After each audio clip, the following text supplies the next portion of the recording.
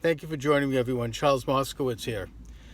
President Trump's one flaw, and it's a character flaw, admittedly, and it's not something that anyone likes, I would argue, even though the base has been accused of supporting it, is his tendency to engage in vulgar and at times ribald language publicly. It's not a particularly good thing. I saw Bernard Goldberg recently said that he won't vote for Trump because of this, because he doesn't want his children to be exposed to such language. What I would suggest is that this is really a minor problem when you compare it to his incredible accomplishments. Is this a reason to not vote for him? Really? Is this a reason why he should somehow be disqualified because he likes to use salty language once in a while to vent against his enemies who are really trying to do more than just oppose him, but who are trying to take him out of office, who have plotted to overthrow the government, people in his administration who have been really disloyal to him and trying to overthrow him and embarrass him and hurt him in any way they can? Is it really so terrible that he once in a while likes to go speaking language that's a little bit not what we'd call Marquis of Queensberry rules? I mean, I honestly don't think, and personally I don't really care, but I understand that it makes people uncomfortable, and it does make you cringe once in a while. But I think that we need to weigh that against his incredible accomplishments. This is just talk. Past presidents have, engaged in big lies that President Trump does not do. He's criticized for exaggerating, for embellishing here and there, the kind of lies like what somebody tells when they talk about catching a bigger fish at a fishing trip than they might have caught. And it's unnecessary for him to do that, and it's too bad that he does.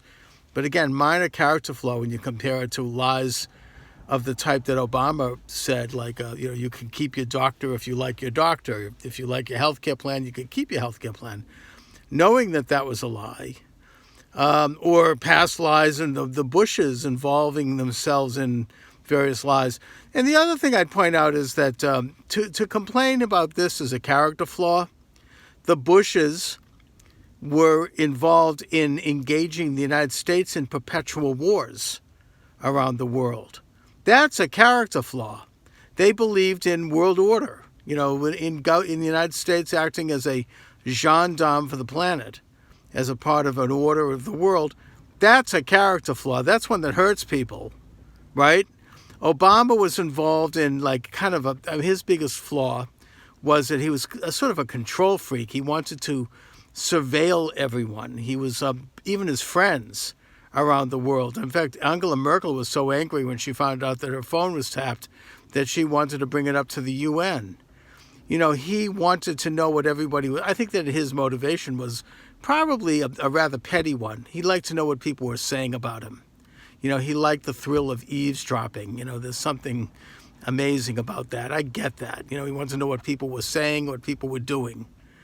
But the result was the advancement of a surveillance state. And that hurts people. That hurts freedom. That is a violation of our most basic rights to private ownership, to private property, to the right to privacy, right? I mean, to the right to, your personal effects, not having them raided by the government. So when you compare Obama to other presidents and other people, I may add, his character flaws are minor. They're trivial, and they should be viewed in the proper context of what they mean for the bigger picture and contrasted with his incredible accomplishments, which are not discussed by the media. I mean, a most recent example today, actually, is that the United States has signed a treaty with the Taliban in Afghanistan that de-escalates the Afghan war. If no terrorist actions or a minimum number of terrorist actions are taken after a certain period of time. It was a treaty that had been negotiated over a period of time, and it is a move toward what President Trump has promised, which is de-escalation of America's involvement in foreign wars. Now, if this had been any other president, it would have been front page news. For weeks, we would never have heard the end of it. There would have been Nobel Prizes. But because it's President Trump, no one knows about it. And that's really, really a disgrace.